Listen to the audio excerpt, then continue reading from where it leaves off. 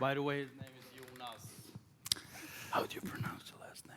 Exactly how you say it. All right. Jonas. Not out of Sweden, but out of Belgium, where indeed it's also a popular name. But I'm not going to talk too much about names. I'm part of the technical sales team within Nokia. I'm part of a web skills unit that really focuses on hosting companies, data center companies, transit environments, and so on. Now I'm going to talk to you about two new things today. First of all, what you see already on the slide is the new logo of Nokia. Not anymore the blue one. It's actually getting a bit of a facelift. It gets modernized. We see a lot more fancy colors. So, new Nokia. Have a look on our booth. There are some nice new stickers as well. And it's basically an evolution, more or less, what you see from being associated more with phones to now being more focused on network infrastructure and mobile networks. The second thing I'll be talking to you about, and this is what this session is all about, is how you build 800 gig ports on a router. It's nice that there was already just a graph with the traffic peak of Netnod, 2.35 tera.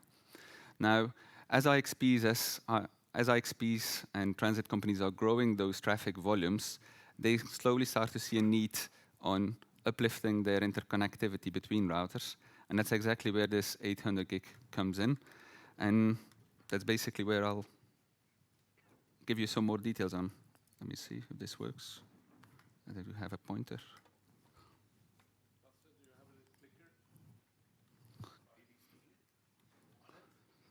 I need something to push next. No, it's okay. All right, thank you.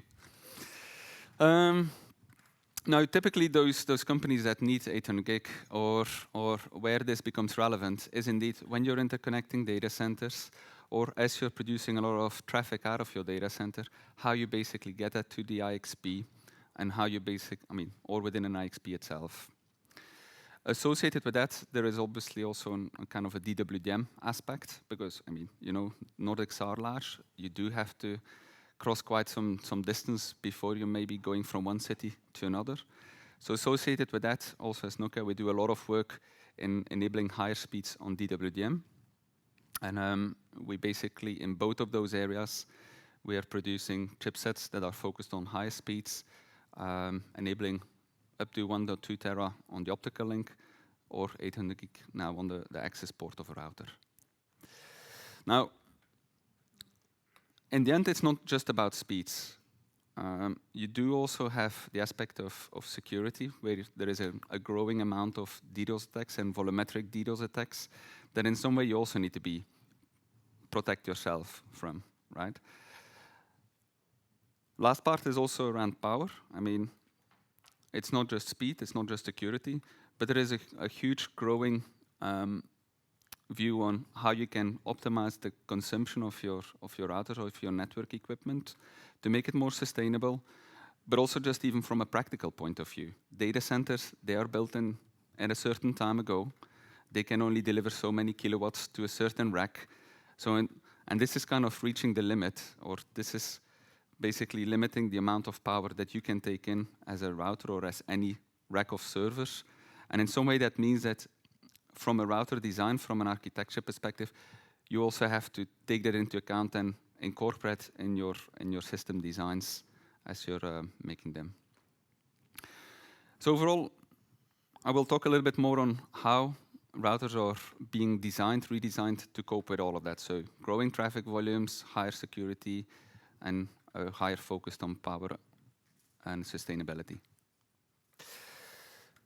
Now, there are a few things that you can say. In the end, a router or a switch, it obviously has to switch those packets, and you can do that in various degrees and in various ways, right? So in the end, it's just about receiving a packet, finding a next hop, and send out a packet. And that's what some switches just do. They're only focused on that. Now, as Nokia, we want to also bring some carrier greatness to this. And that means that we want to do that without having packet loss at the kind of a sustainable or systematic same latency. We want to do it with not just IPv4 traffic. We want to do that with any kind of encapsulation, any kind of free leaking you want to do, any kind of protocol conversions you want to do. And so you want to do that not just for good boot traffic, but also do that in between malicious traffic that could maybe swamp your front end, that could maybe swamp your CDN routers, and tries to overtake that router or your whole network, right? So in some way you need to distinguish between those two, and you need to be able to cope with both. And you also see that this is not just on a simple appliance or a simple, singular CPU kind of device. If we do things, we also want to do that at scale, where you basically look at line cards and systems that carry multiple chipsets inside. And that by itself also gives a certain design inputs or certain constraints, because it means that you have to enable a lot higher speeds on your interconnects between chips and higher interconnects between your line cards itself.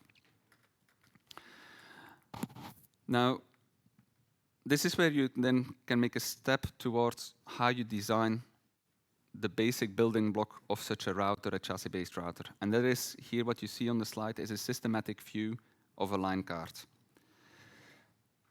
It's a place you interconnect. It's a thing you put in your rack or in your router. And what you're basically going to see is that transceiver that you connect your fiber to, and that slots within a cage, right? So, and that's your primary interface to the router. That's most of your, the very first start of what you're thinking about is like, hey, what is the connector type? What is the speed it needs to go over? What is the other end of that fiber going to look like? So I'll spend some time on detailing out, hey, what are the evolutions exactly on that transceiver part?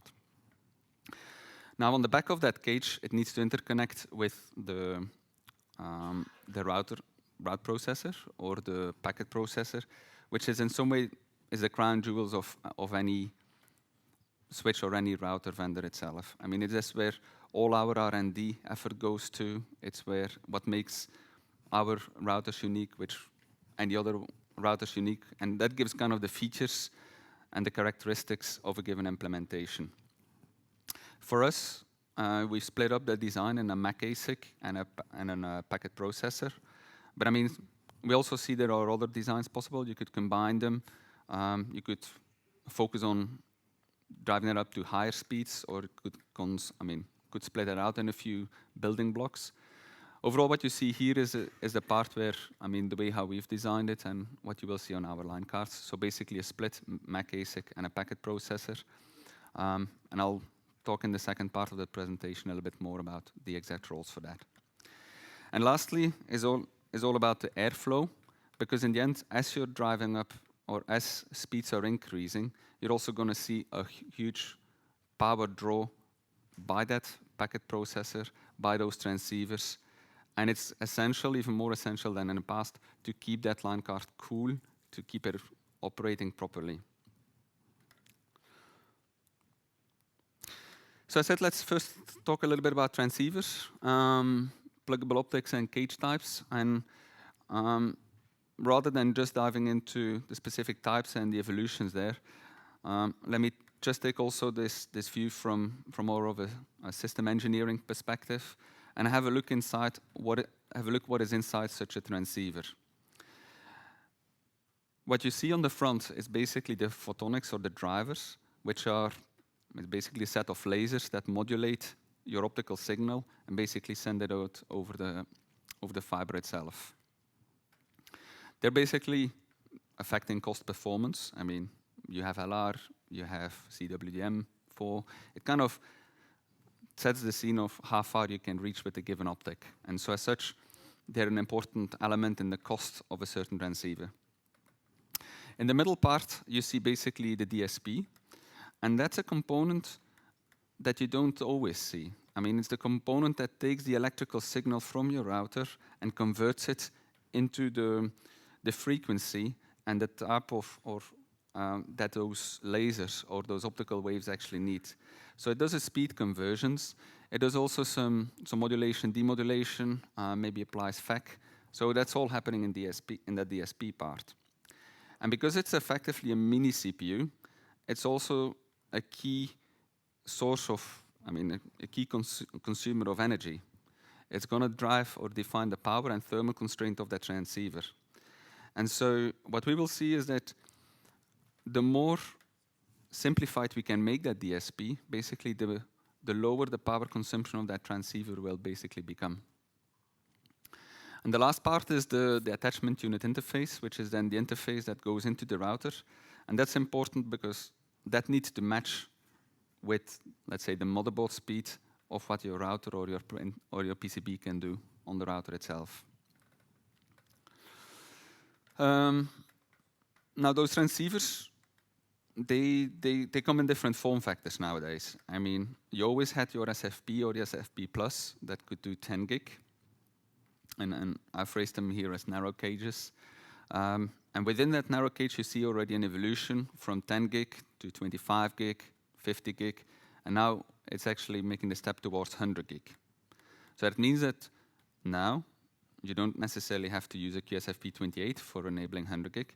You could also go for a designer router that can support smaller cages, SFP form factor cages, that does 100 gig. At the same time, you still see, you will keep seeing the wider cages that are supporting 4 or maybe even 8 lasers. They have a wider size, and there they can be used from all the way from 100 gig up to nowadays 800 gig, so QSFP-DD 800. Now, making the step towards that 800 gig or even 400, it relies on a technology evolution as well on the line side or on the optical side. You basically standardize a standardization of 100 gig single lambda technology, which is basically a PAM4 modulated optical signal that you will see on the fiber. Another evolution is the uptake of 400 gig ZR, which is especially relevant if you're doing an optical routed network where you're just going hop by hop, and where you could leverage transceivers that plug in the router and immediately emit a coherent signal. Now, maybe for some, I mean, enabling 100 gig on a small or this narrow cage is something new. So I've given a bit of an overview here, what kind of different flavors you have nowadays of having, or what you can do with a small SFP form factor. So on the left-hand side, you see SFP Plus. It's your traditional low-cost transceiver. And as you go further to the right of that slide, you see SFP28. Then you see like SFP-DD, which is an evolution whereby you're using a double lane in the back to get 2 times 50 gig from the router, but basically get a 100 gig modulated signal on the fiber itself. And that's essential to have that 100 gig PAM4 signal, because that's going to give us compatibility with the 4x100 breakout if you're going up to higher speeds on your router itself, or if you want to do breakouts, right? So that 100 gig PAM4 is exactly what is meant with the 100 gig lambda MSA. It's a higher frequency modulated signal, giving you better speeds. Evolving from there is SFP112, which is then a further simplification of that transceiver, not anymore double density in the back of that transceiver, but basically a single electrical attachment unit interface towards the router itself. Now, you could still argue, hey, why do I really need 100 gig in a smaller cage? I mean, I'm having my 100 gig QSFP28 already today. It runs fine. I'm happy with that. And that's all cool, and you can keep running it that way. But just realize that by going smaller in SFP or SFP-DD, you will be able to create higher density switches, higher density router line cards. You're getting more front face capacity, and also resulting in that lower power consumption of those switches, of those routers. You see on the left already some of those different standards. So you see they are what you had today, LR4, that basically moves over to 100 gig LR1, because it's a single lambda that carries the signal. And you also have just 100 gig DR, with FR and DR, which are basically FR is 2 kilometer. It's kind of similar to CWDM4, but it's not anymore 4 multiplex signals. It's one single lambda traveling over that fiber and able to cross 2 kilometers. And DR is then basically the 500 meter variant. You see a little bit in gray still the SR 1.2. It's a multi-mode fiber variant. Debates are still out if that's going to pick up, if that's still going to, getting more popular, let's put it that way. Happy to hear your thoughts about it if it's really needed.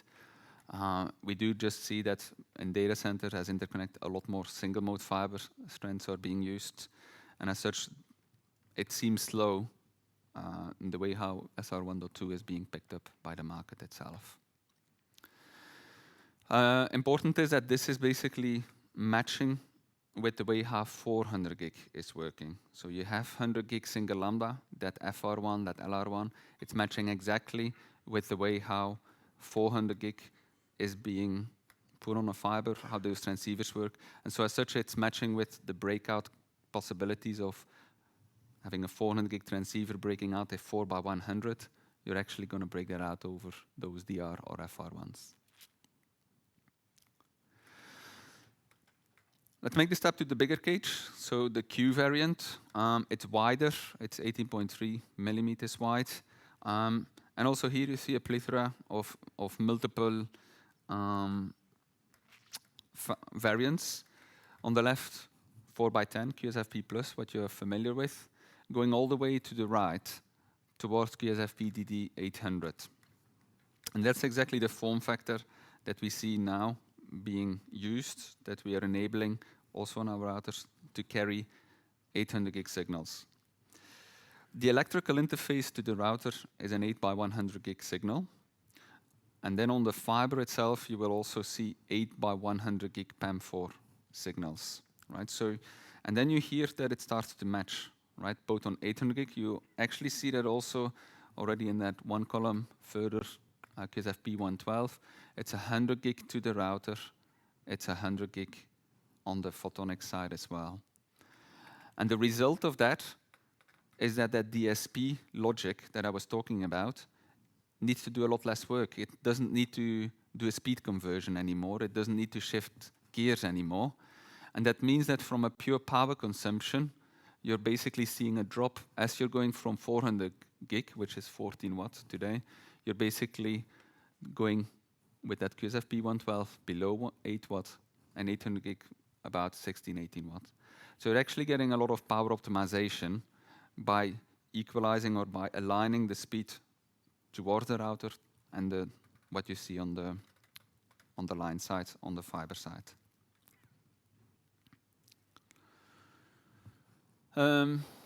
Maybe a bit more detail about that QSFP DD800, because I mean I'm guessing that it could be still quite new for some.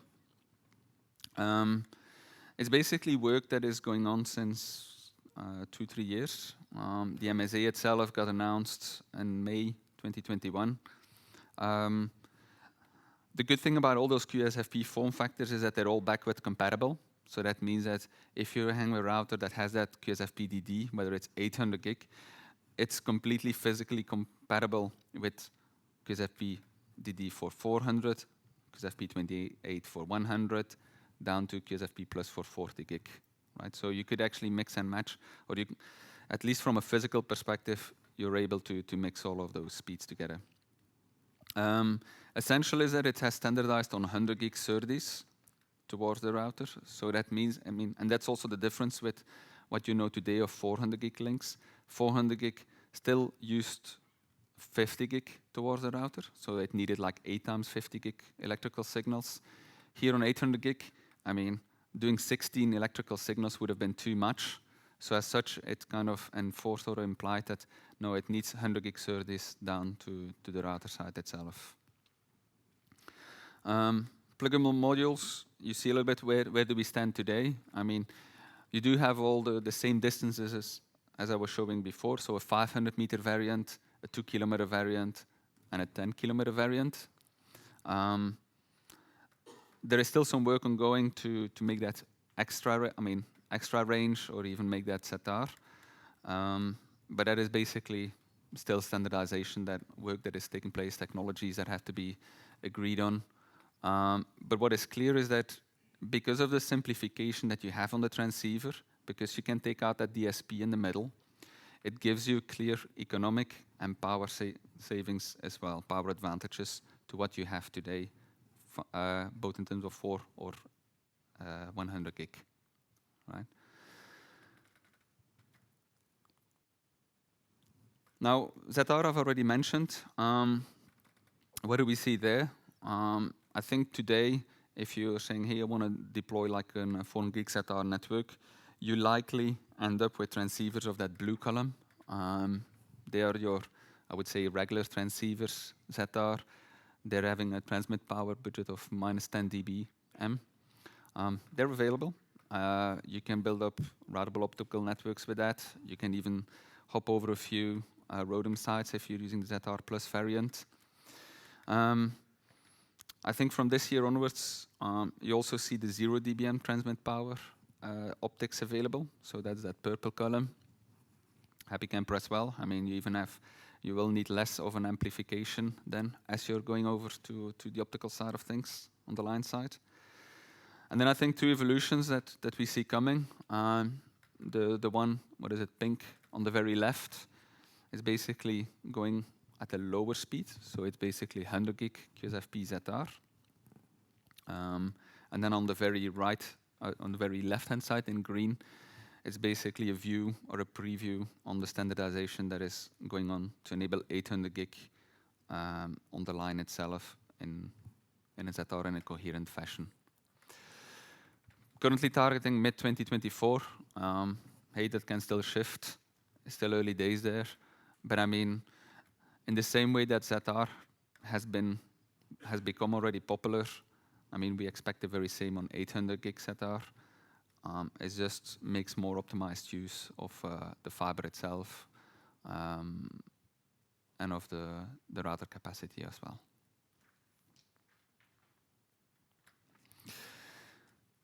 Moving on to the next part. So I talked a lot already about these transceivers, but in the end, that electrical interface has to go to your ASICs, right? And in the end, that transceiver needs to receive its data over maybe 4 lanes, maybe 8 lanes, maybe 16 lanes even. And that lane that is called a SerDes link. SerDes stands for serializer, deserializer. I mean, it's an abbreviation, but it's basically the word that is used to denominate all the links that need to go between ASICs or between an ASIC and the transceiver itself. As the speeds of all those router ASICs increases, or as your transceivers become, let's say, at a higher speed, in the end, it becomes obvious that also those interlinks need to go up in speed. And that by itself poses a few technological challenges, because maybe before it was easy to modulate a 10 gig signal on a PCB, on a copper line over there. I mean, it actually had to be moved up towards 28 gig, 56 gig, and nowadays 112 gig. And what you have at those speeds is that basically you need to do forward error correction already internally. You need to think about, hey, how are you going to modulate, or how can you make more optimized use of your symbols? And then they move basically over to PAM4 modulation. And that by itself all makes that those drivers to steer those electrical lanes have become more complex than they used to be, right? And that by itself poses some challenges or some, I mean, it's quite a step forward or step up in terms of router technology. In case you have, it's still a 56 gig SerDes line card or link versus that 100 gig. Now it's also something that is essential because you see that's exactly what you need if you want to support 800 gig QSFP-DD or if you want to do even QSFP 112. And as you're driving up that complexity, I mean, it's not just about increasing the speed. It's also you need less drivers, so it'll also give you some better power optimization as well. So next one up after that SerDes is basically the packet processor, the route processor. I mean, I said it's something that we as Nokia we have split in between a Mac ASIC and a packet processor. The reason for doing that is that we could specialize both our development teams to focus, okay, this is all about adapting to the speed of your transceiver types. You can make it flexible, you can even split them apart, you can put them on different modules, even different cards. So you have a Mac ASIC basically on an adapter card. You could have a packet processor on the line card itself. And you could put more functionality within that Mac ASIC as well. Think about if you want to do MacSec. I mean, it's certainly something that only is for that line. You don't actually have to put all those transistors or all that complexity on your packet processor itself. The other task, I mean, but the real task that the router does is all happening basically at packet processor. That gives you the feature set, that gives you the buffering, the QoS implementation, FIP scale. So that is all sitting on that packet processor, and so it's common that we see there a store and forward method. Store, basically everything to do with buffering, ingress, egress. You see routers that only do it at ingress, and then you basically get a VOQ design. Or you get some routers, ours, who do it on both sides. You get a buffer at ingress, you get a buffer at egress, and both of them basically run independent. Now, a little bit more on that Mac ASIC, because essentially that Mac ASIC has for us been quite important, because as we are underpinning a lot of the carrier networks, as we are helping transit providers, but also IXPs to have their networks run at higher speeds, they basically see that there is a lot of different client speeds that you want to interconnect. And what we came up with already a few years ago is actually the concept what is called universal ports. It's basically ensuring that every port at individual level can be configured at the speed that you want, whether that's breakout, whether that's single flow, and wouldn't affect any of the speeds that are right next to it. I mean, you have that with some other types, where if you're configuring a certain speed on a top port, that maybe the bottom port is disabled, or if you're putting a certain transceiver type in the top port that uses too much power, that it disables also the bottom one, or the other way around. So we basically don't have any of that. We wanted to make sure that by having a stronger Mac ASIC, that all the ports can be used at its full capacity, its full capability, that you can use a 10 by 10 breakout or a 1 by 800 gig channel over it.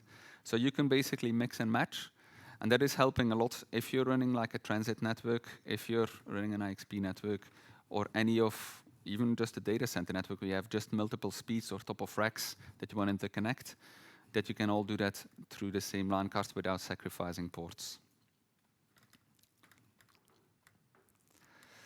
Last bit around airflow and power. I mean, you heard that a lot of the complexity of these individual components have gone up. It's become, they all demand some more power. So in the end, it becomes also more important, hey, how do I cope with airflow? What can I do to optimize that?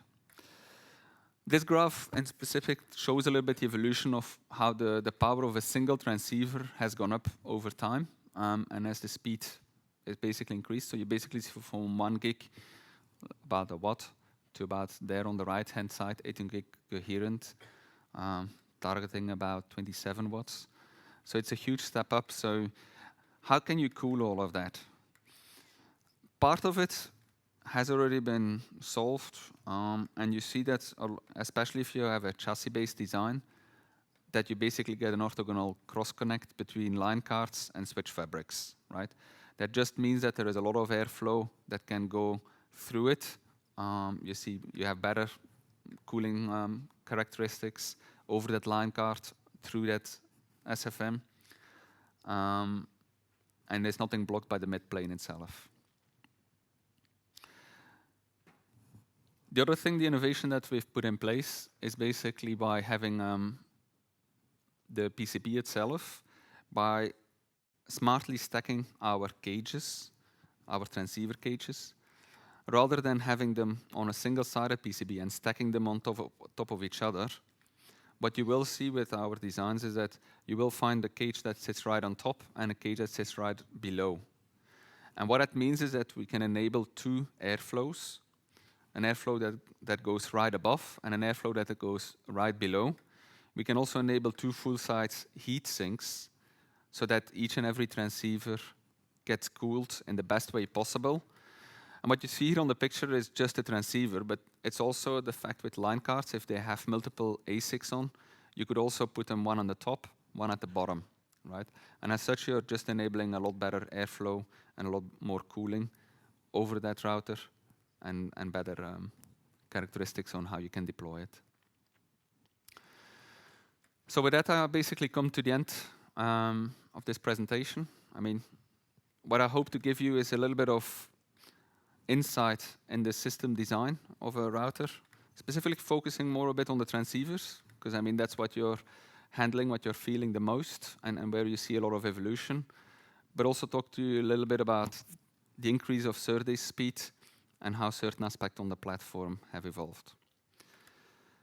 So with that, I thank you for your attention, and if there are any questions, I still see we have a few more minutes.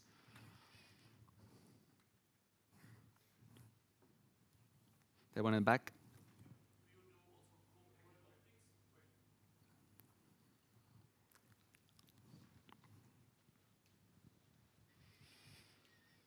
Hi, do you also do co-packet optics?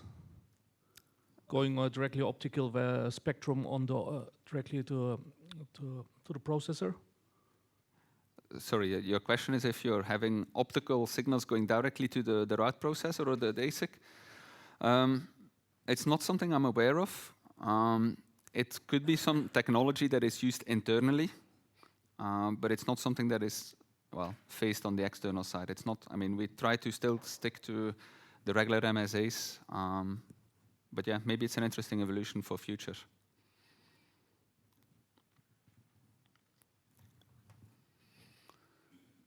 Thank you.